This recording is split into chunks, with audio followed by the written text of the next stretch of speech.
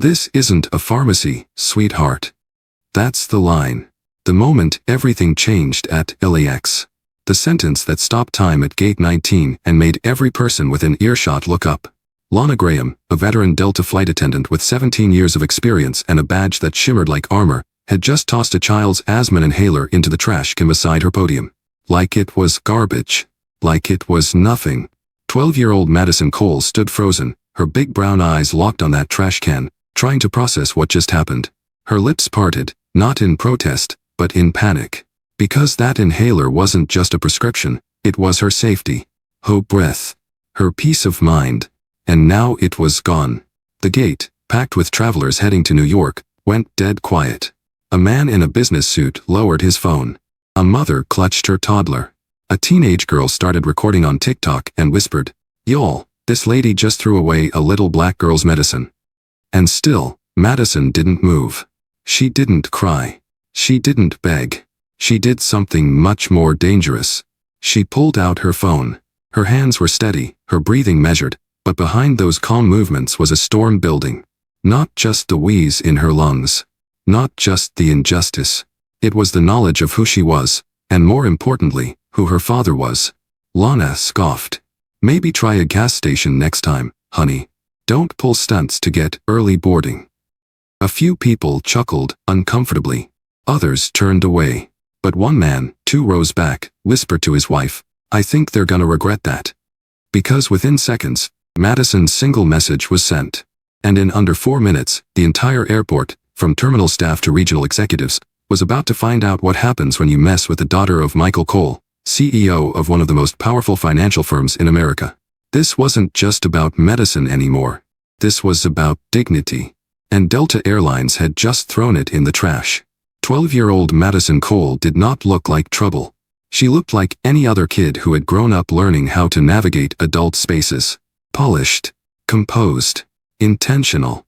Her hair was pulled into 2 tight, neat braids. Her navy blazer sat crisp against her white blouse.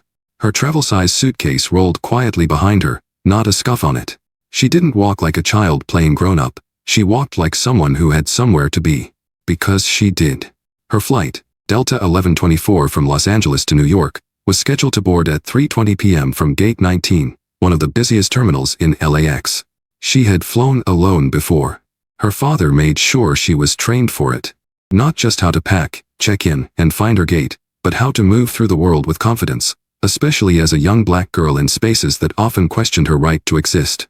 Madison was used to raised eyebrows. She was used to security asking, "Are you sure you're traveling alone?" Even with all her documentation. She was used to the double takes when she showed her first-class boarding pass. But she wasn't used to being humiliated.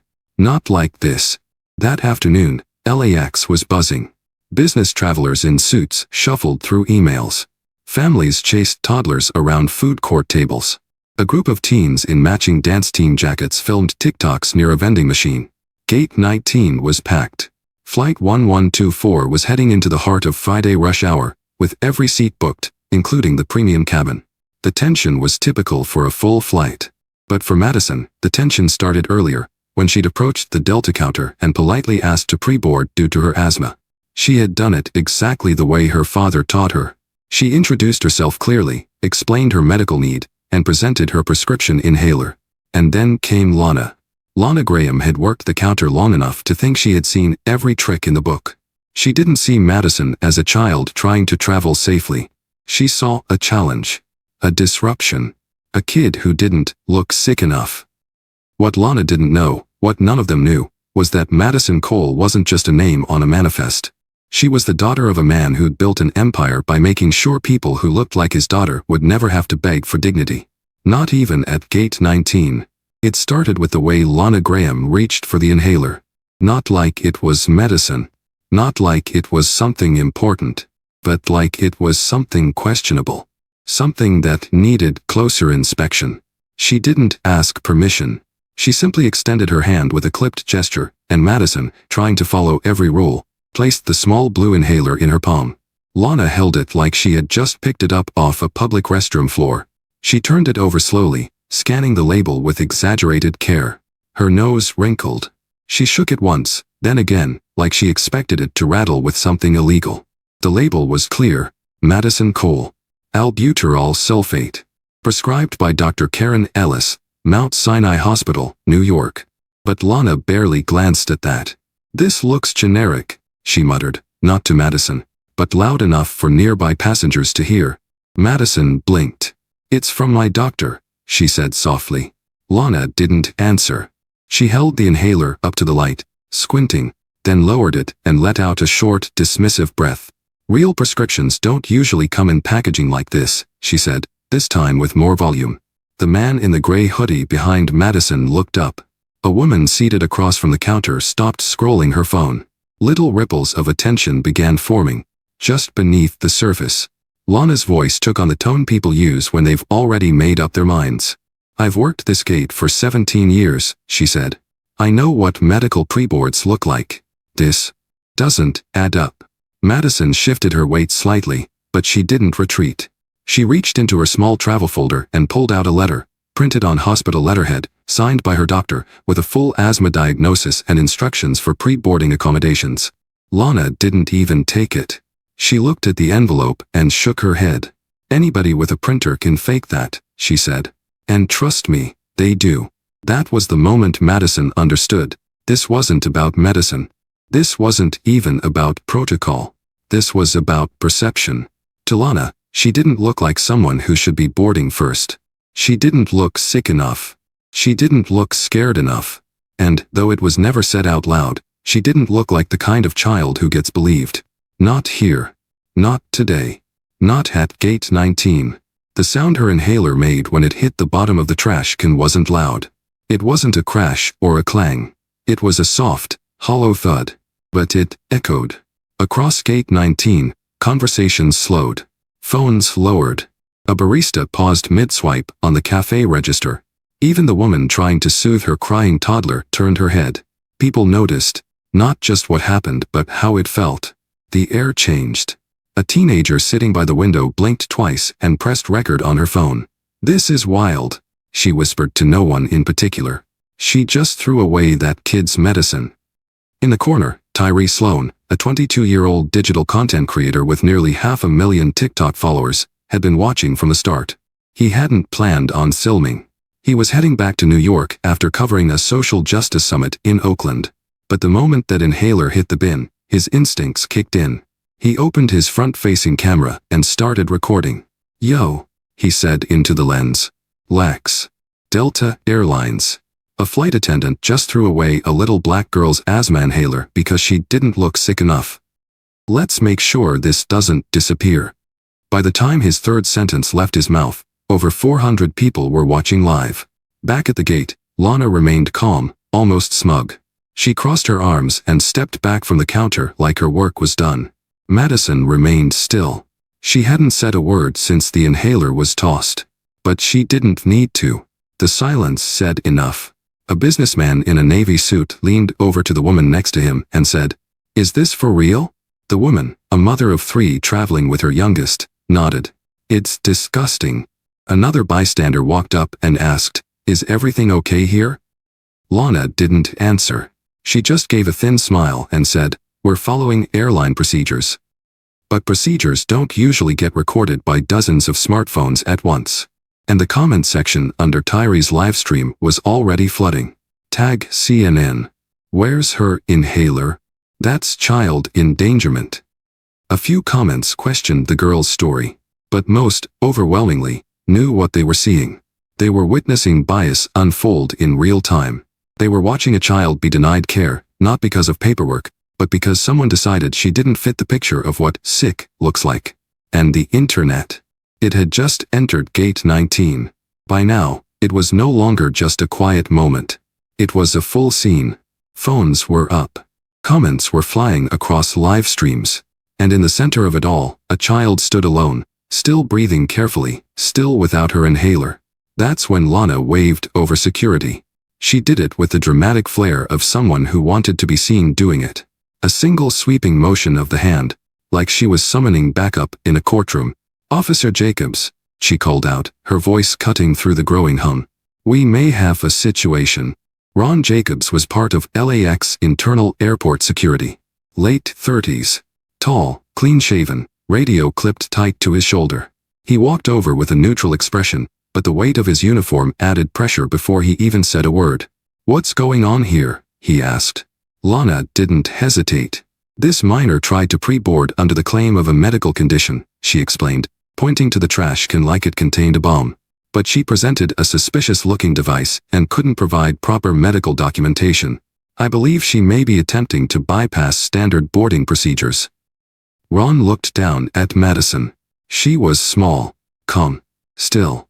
But she didn't look scared. She looked tired. Madison reached into her folder again. This time, she pulled out a full medical file, diagnosis papers, ER visit summaries, allergy reports, and a doctor's letter on official Mount Sinai letterhead. She held them out. Ron flipped through the pages, his brow furrowing. "This all looks pretty thorough," he said. Lana leaned in. "You'd be amazed what kids can fake with the internet these days." Behind them, the crowd grew louder. "I'm sorry," a voice called from the back. "Did she say fake?" "That's a kid's hospital file." More passengers started stepping closer. Tyree's livestream viewer count had just passed 18,000. Ron handed the papers back to Madison, slower this time. "Do you have ID?" he asked. Madison nodded and pulled out her school ID. "And my father's business card," she added. Ron looked at the card. The logo said Cole Capital Group. He knew that name. "I think," Madison said, her voice barely above a whisper, "you should call your supervisor." The temperature in the terminal dropped, not literally, but in the way people shifted, realizing they might be watching something much bigger than a boarding dispute. Because it was no longer about paperwork. It was about what happened when power met prejudice, and the wrong person's child was caught in the middle. Lana didn't yell. She didn't raise her voice. She didn't have to. The prejudice wasn't loud, it was precise. It showed in the way she looked at Madison like she was a puzzle missing a few pieces. The kind of gaze that wasn't concerned with facts, only with assumptions.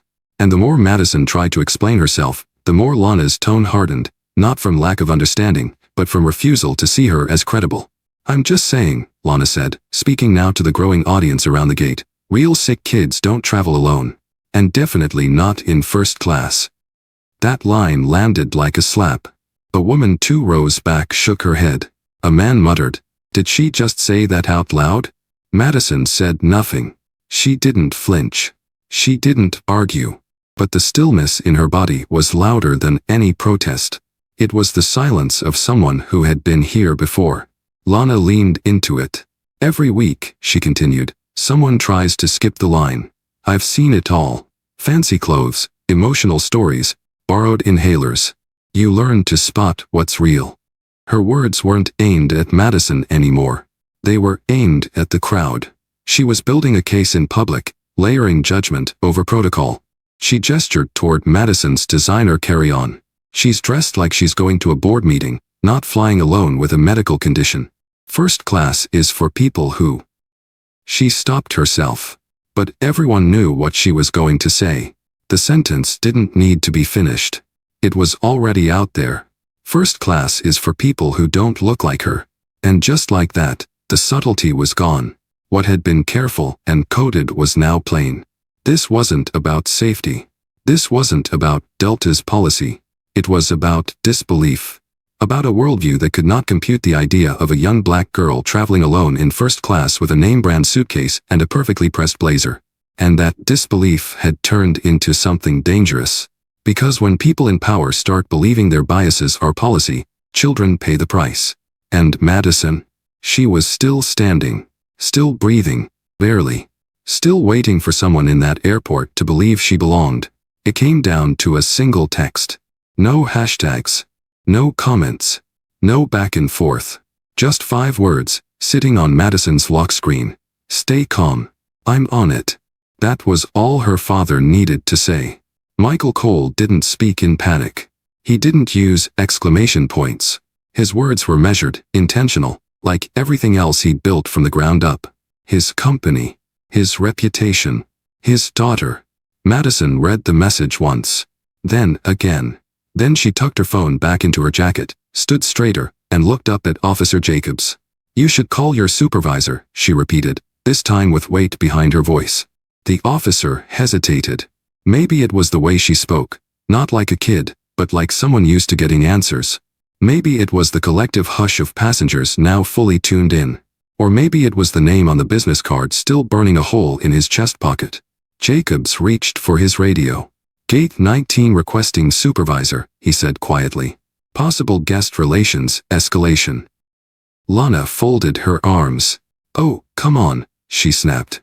"We're really calling in execs over a kid with an attitude and a fake inhaler?" A few passengers turned toward her with disbelief. Someone whispered, "She's still talking?" That's when the screen behind the gate counter flickered. It didn't flash red or sound alarms. Just a subtle shift. Text appeared in bold across the top line of the employee dashboard. "Priority alert. Cold case. Comms team monitoring. Executive escalation in progress." Kevin, the junior gate agent who'd been quietly scanning documents nearby, froze mid-keystroke. He'd never seen that phrase before. Lana," he said, voice lower now. "You might want to take a look at this." She leaned over, annoyed, and then went still. That was the moment the temperature changed. Not in the air, but in the atmosphere. The air felt heavier, like something big was moving in. Across the gate, Tyree's TikTok live shot past 37,000 viewers. Comments exploded with mentions of Michael Cole. People were Googling him in real time. Screenshots of the incident were making their way to Twitter. And Madison? She sat down, composed. Her legs crossed, her eyes steady. Because she knew what came next. When your father builds empires, he doesn't knock. He enters. The alert spread faster than rumors ever could. It started with one line of text on the employee dashboard. Then it reached the internal app used by Delta Ground Operations. Then it pinged the phones of mid-level supervisors in the LAX terminal. "Cold case. Date 19. Priority level 3. Within 3 minutes, the chain of command was fully engaged. Supervisors stopped mid-coffee. Internal group chats lit up with questions. Is this the Michael Cole? CEO Michael Cole? Whose daughter? A team lead from Gate 21 stepped into the hallway and quietly called upstairs. "Yeah, we got a developing situation here. You'll want to get down here. Now." Meanwhile, back at Gate 19, the energy had shifted. The gate agents no longer looked annoyed. They looked alert, focused, nervous. Kevin's hands hovered above his keyboard, unsure what to do. Tyree's TikTok livestream had now passed 52,000 viewers. Comments flooded in from every time zone. "Delta's about to fumble this hard. Do they know who she is? Michael Cole has lawyers on speed dial." Screenshots were being posted to Twitter. Madison's image, sitting quietly, legs crossed, hands folded, was becoming symbolic. A child alone, surrounded by adults who had underestimated her. And then the public relations team got the notification. A trending incident. Real-time video. High-profile family. They activated protocol. Media monitoring was now tracking all social platforms. Local newsrooms received calls from tipsters within the hour. LAX communications staff flagged the situation for executive review. Inside the terminal, the Delta manager on duty, Anita Flores, hustled down the corridor, her radio buzzing with conflicting reports. "Gate 19, she said into her mic, "I need status right now." She turned the corner and saw the crowd. Saw the passengers. The cameras. The trash can. The girl. Saw Lana Graham standing like nothing was wrong. And saw Madison, still seated, still waiting. Anita walked up and said nothing at first. Just looked. Read the room. Checked the energy. Then she turned to Lana and said, "Step away from the counter." Lana opened her mouth to protest, but stopped when Anita added, "Now." The system hadn't fully shifted. Not yet. But for the first time since the inhaler hit the bottom of that trash can, someone in uniform spoke with the right kind of authority. Someone looked at Madison and saw a child, not a threat. Not a fraud. Just a child, waiting to be treated like she belonged. The private jet touched down at LAX exactly 38 minutes after Madison sent her message. No delays. No layovers. Just precision. Michael Cole didn't waste time. Inside the terminal, People still didn't know what was coming, but they could feel it. That shift in air pressure. That electricity before a storm.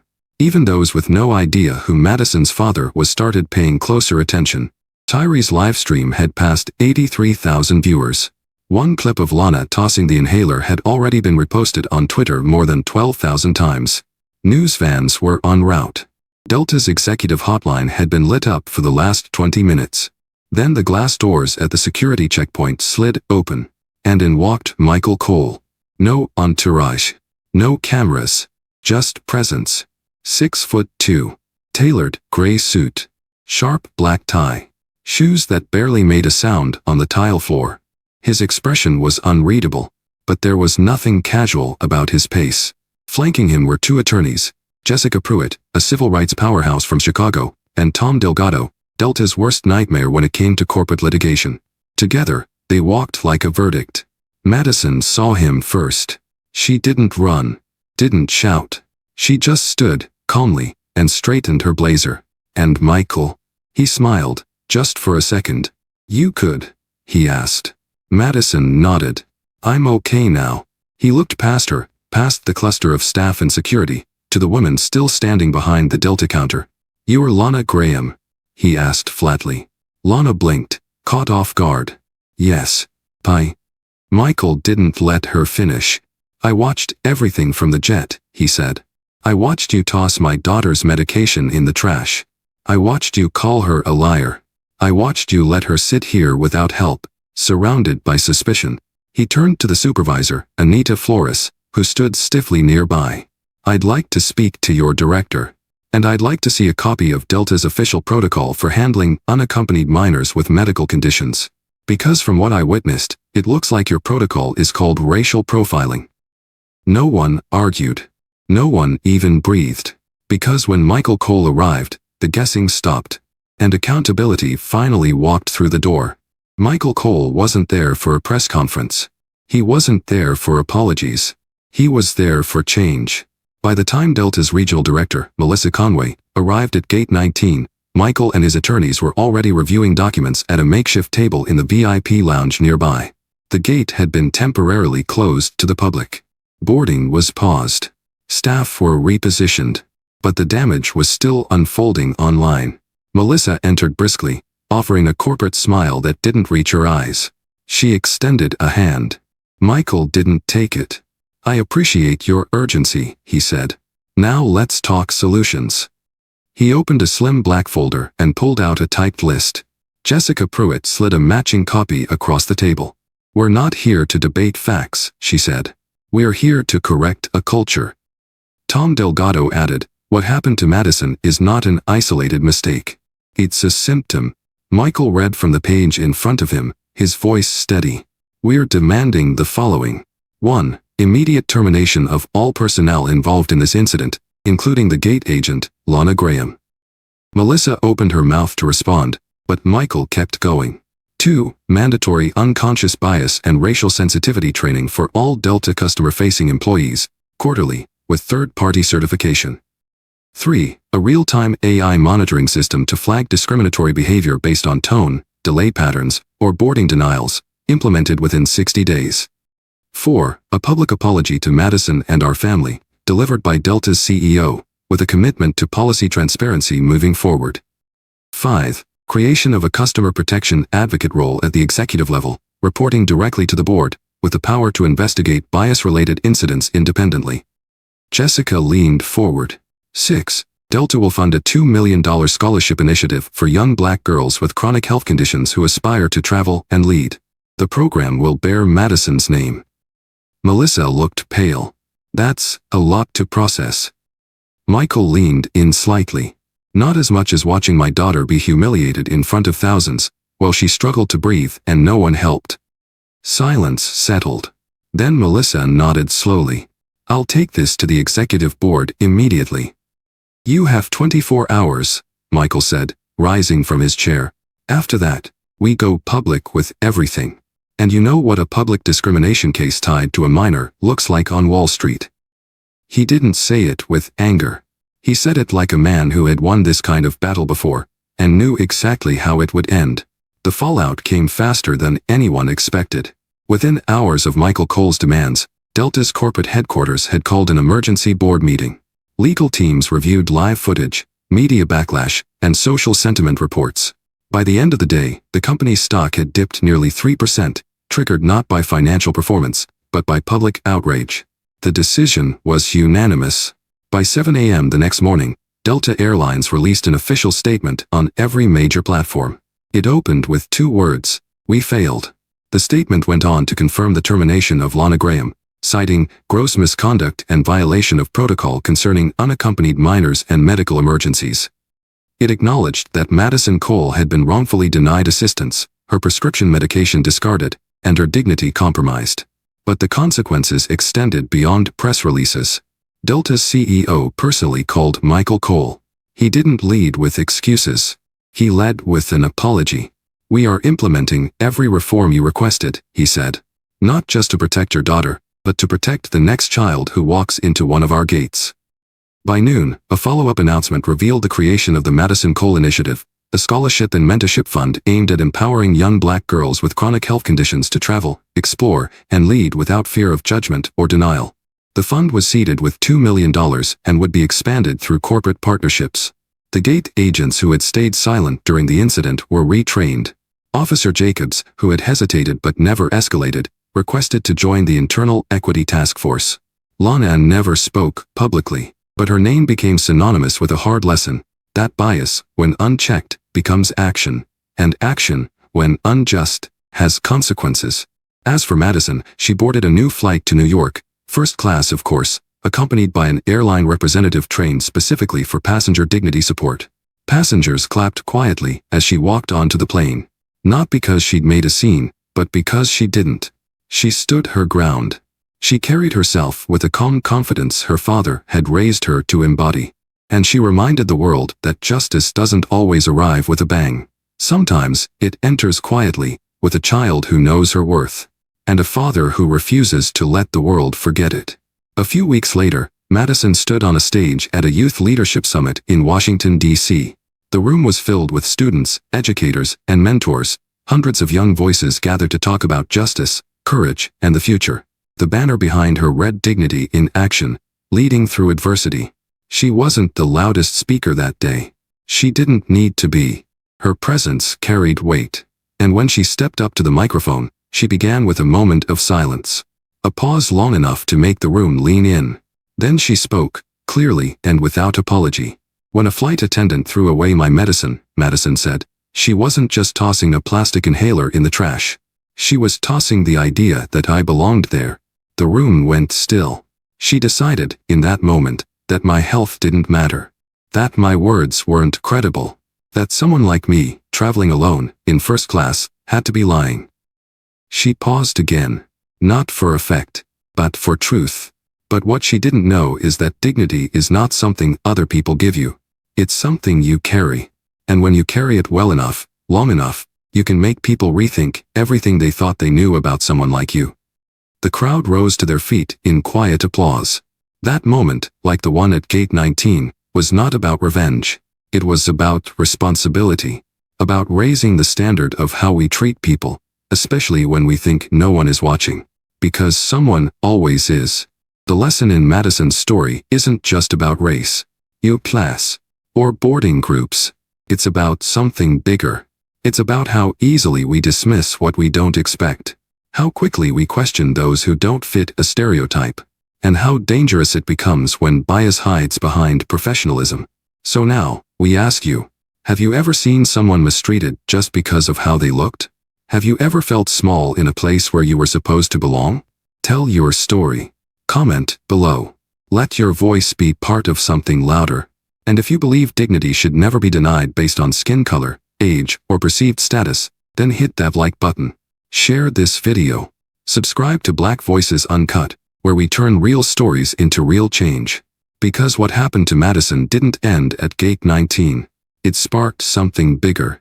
And your voice could be the next one to lead it forward.